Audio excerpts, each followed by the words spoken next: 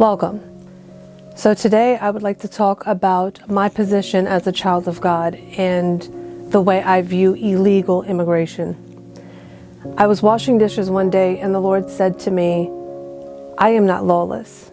And He began to give me two things to show me that even though He is love, He is also just.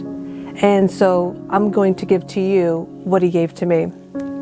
Now it's important that we understand who the earth was given to. Earth was given to man, and everything that God does, it is done through a man and it's done through covenant. Even today, God does everything through a man and through covenant. He doesn't step outside of being righteous, even though He is love. So He brings me back to the garden and I see Adam. And I'm thinking, okay, so the earth was given to Adam, and Adam forfeited it and gave it to Satan. Now, God could have stepped in and said, wait a minute, that's not fair. You manipulated my children. I'm going to need you to give the rightful ownership back to him. He can't do that because He rightfully gave it to Adam, and Adam forfeited it. He, being God, could have said, that's the kind of games you want to play? I'll just recreate a whole new creation and I'll give it to them. How about that? He can't do that either because He's just. He has to do it justly. In order for Him to gain back the earth, He had to send Christ. And Christ had to die for the mistake that was made in the garden in order to restore man back. Now, even to do that, He couldn't just say, well, I'll just throw my son in the earth and I'll just make all things right. He has to do it justly. Now, before I get to that, I just want to give it to you from a human point of view. I have given my son something before when he was in elementary school. The little rubber band bracelets and all the little knickknacks and things that kids get into in school. And I remember one time I had really, put in to give him like the best. And I gave it to him. And he took it to school and all the kids are comparing and showing each other what they have. And my son comes home with something I did not give him. And I'm looking at it and I'm like, what is this? And he was excited. He was like, yeah, me and this one kid traded. And I'm thinking, you traded what I gave you for this? When you go to school tomorrow, you are going to get it back. I don't know what this is, but this is not what I gave you. Now, we can look at that and be like, oh, well, there's nothing wrong with that. But because God is just, even though He gave the earth to Adam, it would be unjust for Him to go in and say, that's not fair. You can't do this. And just give everything back to Adam. It has to be done justly.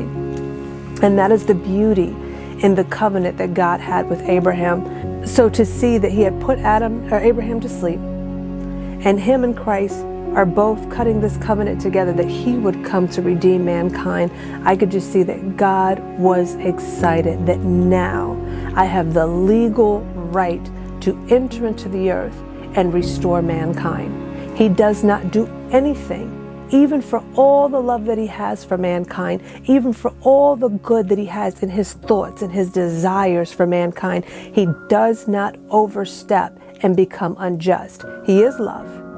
He is merciful, but He is just. So for me, I would have to align myself with Him when I look at immigration. We have a system that is set up in place, and I know people say, well, would you have a door on your house? No, the issue isn't whether you would have a door on your house, because we do have a door at the border. That would be the points of entry. That's the point of entry. What they desire is to have a door with no walls, which makes absolutely no sense. But that is what they're pushing for. So I'm going to give you a story. So there was a certain someone who had a room for rent. Now, they have two younger kids, and one of them had recently graduated. So they said, why not rent out the room? I'm not using it. We're good. So wouldn't hurt to have a little extra cash. So she puts a little sign in the yard that says like room for rent, has the phone number in it, and then it's like, call if you want to inquire about the room. We can set up a meeting, so forth and whatnot. So they're getting calls and applications, and they're meeting with people to rent out the room. And one day she hears a noise, and being scared, she walks over to it, and she notices that there was a person in the room. And so she's startled, and she's like, "What are you doing in my house?" And they said, "Oh, well, I saw the sign that you had in the front yard, and I saw that you had a room for rent, so I just helped myself in here. And I figured that, when you woke up, we would have this conversation about, when I would pay you, so forth and whatnot." And she looks at this person and says, "There was a process. There was a number on the board that you call. Upon us speaking, I set up a meeting, we meet. If I like the way it goes, you can put in an application, then I process it, and then you can move into my house. But you can't just move in just because you saw a sign. But since you're here, breakfast will be ready at 8. Nobody in their right mind would govern their house like this. But yet people think that for the sake of virtue signaling, that we should govern our nation like this. It makes absolutely no sense. Now, I'm going to come to you from what I've learned about immigration. Number one, I had no idea that over 50,000 people a month was pouring into our country through the border. And this is people that they caught. We don't know how many people they missed. 50,000 people a month coming in illegally. We have no idea who they are. And it was even to the point where people were taking ships or boats from Africa to go down to Mexico to come in through the border. And it's not just from Africa, it's also from China. I mean, these people are coming from everywhere because they know that they can make it into the country through the south of the border. That is dangerous. You have no idea who is coming in here illegally. Another thing I know that, there's human trafficking, there's drugs, there's all types of stuff that happens down there. And all of these arguments are valid, but we have to be a law-abiding country. We cannot just break the law based on feelings. And the reason why that's important is because everybody has a story. You are not a monster. So it would be impossible for you to come across somebody, hear the woes of their life and be like, ugh, tough tit. We don't do that. Anybody that gets on TV and is able to get any screen time or air time to tell their story, we as Americans, we want to know, is there any way that I can send money to you? Do you have a GoFundMe page or a Venmo or something that I can donate into you to help you in your situation? I mean, we hear stories on the news about people that have gone through hardship even during COVID, and they've raised thousands upon thousands upon thousands of dollars just by hearing their story. We are not monsters. So to come to the idea that we would hear about the struggles of these people and just be like, oh, well, no, we don't think that way. But at the same time, we have to come to the reality that you can't just help everybody just because you feel bad for them. I will say this, just one little thing. I wanted to go deep into the story, but I'll save it for another video. But my mother was born in Panama. I was born in Panama, but she was raised in Panama. And she took us over there on a trip. And for the first time, I saw what poverty looked like. But I've never heard my mother complain. I have never heard her family complain. And when I say poverty, I mean to the point where when we went there, they had an outhouse. There was a hose that was hanging over the wall. That was your shower. You had no option of hot or cold. You simply had cold. I saw a baby's bottle being made with muddy water.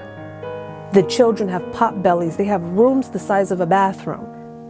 And there's 5 people living in this thing. And it's made out of tin. I don't know whose bright idea that was. I told my mother, I was like, yo, grandma is really trying to cook us in this house. Like, it's like 200 degrees in Panama and she's got a tin roof. I don't know what that's about, but it was like a whole oven in her house. But I have never heard them complain. We have it too good. Way too good. We are so spoiled as Americans. There are 2 things that I noticed on the political side of this. One is nobody really cared about immigration like that, at least from what I saw. It wasn't a major issue until the media told you to make it a major issue.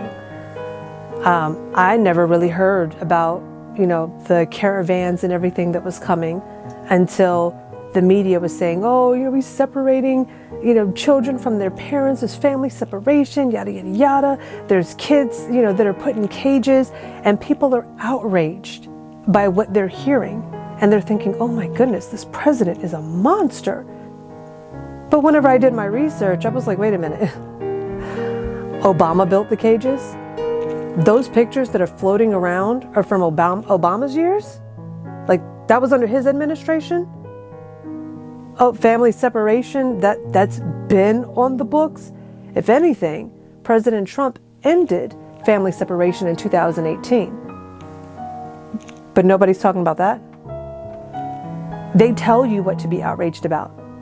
And then when they tell you to be mad, they don't even give you the truth about it. Oh, well, he's deporting all these people. Actually, he's deported less. Obama was known as the deporter in chief. I mean, this dude did like 3 million deportations? Separating all types of children, sending them back to their country. But nobody's mad about that. Better yet, nobody knows about that. Secondly, I didn't know that when it came to seeking asylum, you have to do it at the first port of entry. And I found out that these people that are coming up from El Salvador and all these other places, they are passing the first point of entry and they're saying, no, thank you. We don't want you. We want America. That's not how asylum works. If you are really fleeing from persecution or, fear for religious reasons or whatever the case may be, you go to the first spot of safety. Once you have gotten out of harm's way, then you claim asylum. You don't get to look through a catalog and say, who's going to offer me the best benefits? America. That's not how that works. So when I found that out, I was like, wait a minute, all of these people are being offered jobs. They're being offered security, but they're foregoing that because they want America. To me, I can't have any sympathy for that. You have no intentions of doing what's right. But to go on to even for the people that do come in here illegally, it doesn't benefit them. Like, it's dangerous on our part, but it doesn't benefit them in any way. For them to come in here illegally, they have to do everything on the sly. That means that they can be used and abused while they're here. You can't really file for anything because you're not supposed to be here. You live in fear the entire time you're here because you don't want to be deported or caught by ICE. What kind of life is that you're constantly looking over your shoulder and your work is not ever really valued for what you're doing? Oh, well, then just give them citizenship. Well, why don't we just give everybody citizenship? It's unrealistic is what I'm saying. You got to move past the feelings and we have to do things that are right. If there is no order, there will be chaos. And that is the tough reality that you're just going to have to deal with. Nobody wants to be the hard one. Even with parenting, it's like, no, you go spank them. You look at your job. I remember when I got hired on as seasonal, they sat me down to say, hey, we want to keep you. But even when I was talking to them, they said, this is the tough part. Because we meet so many great people that we want to keep them, but we can't keep everybody. We have to let people go. And that's what's hard. You need people that are going to make the tough decisions, even though it hurts. It's almost like being on a life raft. As much as you may want to help and pull everybody out of the water, to bring them on to the little life raft that you're on, if you do everybody, eventually you will die yourself. You will sink your own ship by trying to have compassion, but without any wisdom. So if you feel that led to help people in those countries, put together a mission. Go reach out. It's not the government's part to take care of the poor. The Word of God says that we do as the church. So if you feel that, burn it in your spirit as a child of God, to reach out and help those that are in need, then do that. But don't put that on everybody else and say that it should be a government mandate, that we should make these policies and these rules because it makes you feel better at night. It's not wisdom, it's not justice, and it's definitely not God. So, in all of that, my stance on it, it would be from the kingdom standpoint, is we are love and we want to help as many people as we can as a nation, but they have to do it the right way. They have to do it the legal way. And I cannot fold based on feelings. If God, being God, can't just step into the world and make things happen because he feels like it, just because he's God and he knows what's best for us.